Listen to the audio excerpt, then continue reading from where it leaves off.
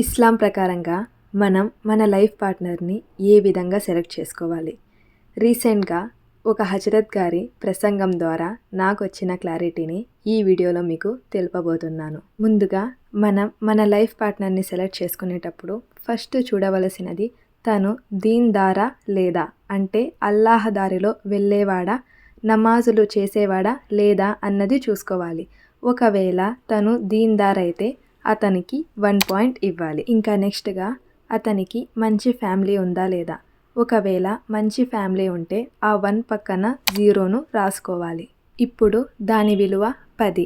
ఆ తర్వాత అతనికి మంచి జాబ్ ఉందా లేదా. ఒకవేళ జాబ్ ఉంటే ఆ 10 పక్కన ఇంకో 0ను రాసుకోవాలి. ఇప్పుడు దాని విలువ 100.